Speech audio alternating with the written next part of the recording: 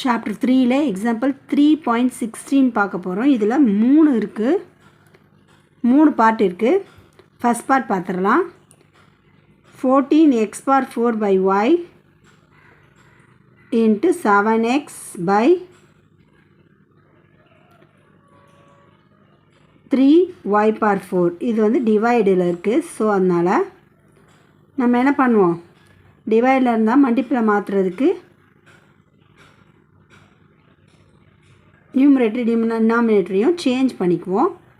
So இங்கே 14x power 4 அப்படியே வந்துடும் பை y, இங்கே இருக்க மட்டும் இன்டர்சேஞ்ச் ஆகிடும். Into 3y power 4 by 7x. இந்த எக்ஸுக்கு எக்ஸு கேன்சல் ஆகிடும். ரிமைனிங் என்ன இருக்கும், 4 minus 1 3. So 7 1s are 7, 7 2s are 14. y க்யூப்க்கு இந்த yயை கேன்சல் பண்ணலாம். y power 4ல் y போயிடுச்சுன்னா that means 4 minus 1 3.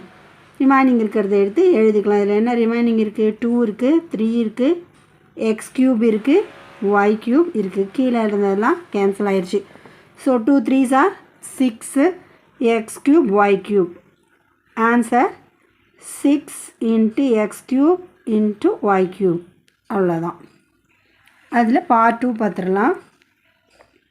x square minus 16 by x plus 4 divided by x minus 1 by x plus 4. இது என்ன ஃபார்முலா, a square minus 16 4 ஸ்கொயர்னு எழுதிக்கலாம். 4 ஸ்கொயர்னு எழுதினீங்கன்னா a square minus b square formula a plus b a minus b. So எழுதிக்க வேண்டியதான் x plus 4 x minus 4.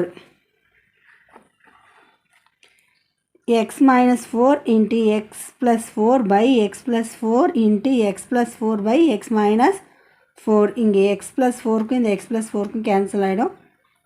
x minus 4க்கும் x minus 4க்கும் கேன்சல் ஆகிடும். ரிமைனிங் இருக்கிறது ஆன்சர். இங்கே ரிமைனிங் இருக்கிறது x plus 4. So answer x plus 4.